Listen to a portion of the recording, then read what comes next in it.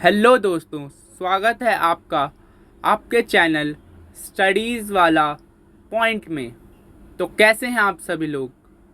हम शुरू करने जा रहे हैं अब क्लास 10th का चैप्टर संसाधन और विकास, और यह भूगोल चैप्टर फर्स्ट है।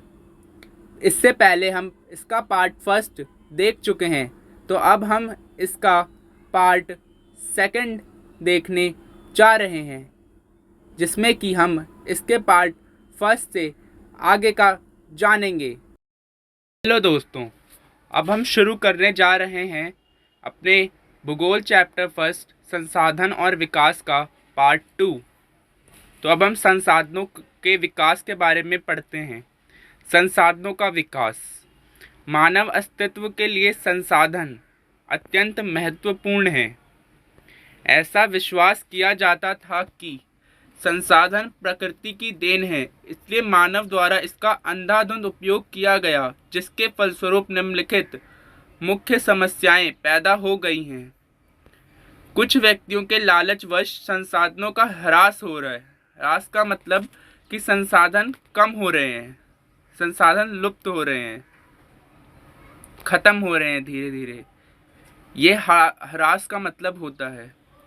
अब समाज के कुछ ही लोगों के हाथों में संसाधनों का संचय, जिसे समाज के दो हिस्सों संसाधन संपन्न अमीर तथा संसाधनहीन यानी गरीब के बीच संसाधनों का बट जाना। इसका मतलब है अब जो संसाधन है वो बट गए हैं, एक तो अमीरों के बीच और गरीबों के बीच अब संसाधनों का बट गए हैं। संसाधन जिनके पास, अमीरों के पास जो है संसाधन संपन्न हैं, उनके पास संसाधन बहुत सारे हैं, और संसाधनहीन मतलब कि गरीबों के पास जो है संसाधन बहुत कम है।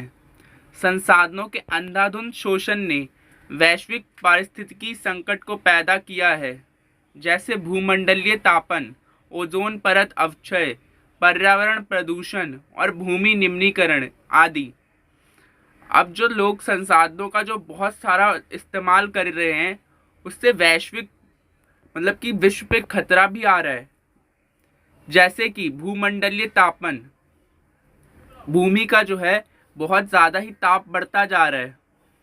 ओजोन परत अवक्षय, जो हमारे पृथ्वी के ऊपर जो ओजोन परत है, जो सूर्य से आने वाली किरणों से हमें बचाती है, वो भी धीरे धीरे ख़त्म हो रही है। और पर्यावरण प्रदूषण भी हो रहा है और भूमि का निम्नीकरण हो रहा है, मतलब भूमि की उर्वरता कम हो रही है। मानव जीवन की गुणवत्ता और वैश्विक शांति के लिए समाज में संसाधनों का न्यायसंगत बंटवारा आवश्यक हो गया है। संसाधनों के सही उपयोग के लिए हमें सतत आर्थिक विकास करने की आवश्यकता है। सतत आर्थिक विकास। सतत आर्थिक विकास का मतलब होता है ऐसा विकास जो कि संसाधनों का हम इस्तेमाल तो करें, लेकिन हमारी आने वाली पीढ़ियों के लिए भी हम संसाधनों को बचा के रखें। वो सतत आर्थिक विकास होता है। सतत आर्थिक विकास का तात्पर्य ऐसा विकास है जो पर्यावरण को बिना नुकसान पहुंचाए हो और वर्तमान विकास की प्रक्रिया की भविष्य की पीढ़ियों की आवश्यकता की उपेक्षा ना करे। इसमें भी यही कहा गया है कि ऐसा विकास जो बिना पर्यावरण को नुकसान पहुंचाए हो और आने वाली जो हमारी वर्तमान विकास की प्रक्रिया पूरी हो।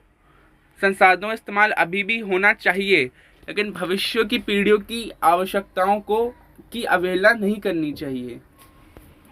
अब संसाधन नियोजन, संसाधनों का प्लानिंग किस तरीके से अब हम कर सकते हैं वो देखते हैं। संसाधन नियोजन जो है एक जटिल प्रक्रिया है, जिसमें निम्नलिखित सोपान हैं। जटिल प्रक्रिया मतलब बहुत मुश्किल प्रक्रिया है।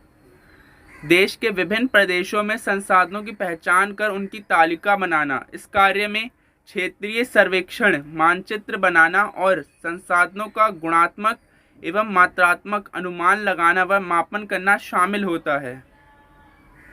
पहले पॉइंट में कहा गया है कि संसाधनों को पहचाना जाता है हर जगह, हर प्रदेश में कि कौन से संसाधन वहाँ पर उपलब्ध है, उनका सर्वेक्षण किया जाता है, उनका मानचित्र बनाना, और वो गुणात्मक मतलब कि वो उनके क्या गुण हैं और कितनी मात्रा में हैं, उनका अनुमान लगाना, उनका मापन करना शामिल होता है। ये संसाधन नियोजन का पहला चरण है।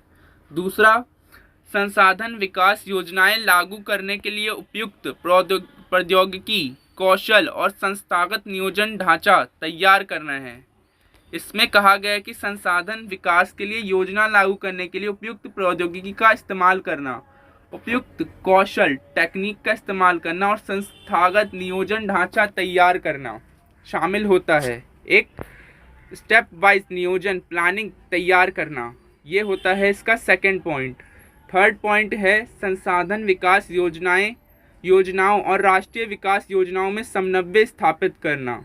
इसका मतलब है संसाधन विकास योजनाओं, जो संसाधन विकास की योजनाएं हैं और राष्ट्रीय विकास की जो योजना, उसके बीच में समन्वय स्थापित करना। समन्वय मतलब कि तालमेल बनाना है। ठीक है, तो अब हम आगे चलते हैं। भू संसाधन। भूमि एक महत्वपूर्ण प्राकृतिक संसाधन है। प्राकृतिक वनस्पति, वन्य जीवन, मानव जीवन, आर्थिक क्रियाएं, परिवहन तथा संचार व्यवस्थाएं भूमि पर ही आधारित है। भूमि एक सीमित संसाधन है, मतलब कि भूमि जो एक सीमित संसाधन, हम भूमि को बढ़ा नहीं सकते ज़्यादा, इसलिए हमें इसका उपयोग सावधानी और योजनाबद्ध तरीके से करना चाहिए। अब भारत में भूमि संसाधन, लगभग 43% भू क्षेत्र मैदान है जो कृषि और उद्योगों के विकास के लिए सुविधाजनक है, और लगभग 30% भू क्षेत्र पर विस्तृत रूप से पर्वत स्थित हैं जो बारहमासी नदियों के प्रवाह को सुनिश्चित करते हैं और पर्यटन विकास के लिए अनुकूल परिस्थितियां प्रदान करता है और पारिस्थितिकी के लिए महत्वपूर्ण है। पारिस्थितिकी का मतलब कि हमारे जो आसपास पर्यावरण है उसके लिए भी ये महत्वपूर्ण है। लगभग 27% हिस्सा जो है हमारा पठारी क्षेत्र है, जिसमें खनिजों, जीवाश्म ईंधन और वनों का अपार संचय कोष है। अब भारत में भू उपयोग प्रारूप। भू उपयोग को निर्धारित करने वाले तत्व हैं भौतिक कारक जैसे भू आकृति, जलवायु और मृदा के प्रकार। मानवीय कारक में जैसे जनसंख्या घनत्व, प्रौद्योगिकी क्षमता, संस्कृति और परंपराएं इत्यादि शामिल हैं। भारत का कुल भौगोलिक क्षेत्रफल जो है 32.8 लाख वर्ग किलोमीटर है, परंतु इसके 93% भाग के ही भू उपयोग आंकड़े हमारे पास उपलब्ध हैं, क्योंकि पूर्वोत्तर प्रांतों असम को छोड़कर अन्य प्रांतों के सूचित क्षेत्र के बारे में जानकारी उपलब्ध नहीं है। इसके अलावा जम्मू और कश्मीर में पाकिस्तान और चीन अधिकृत क्षेत्रों के भूमि उपयोग का सर्वेक्षण भी नहीं हुआ है। अब भूमि निम्नीकरण और संरक्षण उपाय। कुछ मानव क्रियाओं जैसे वनोन्मूलन, अति पशुचारण, खनन ने भूमि के निम्नीकरण में मुख्य भूमिका निभाई है। तो अब हम इसका अगला पार्ट देखेंगे, पार्ट 3। अभी के लिए thanks for watching this video.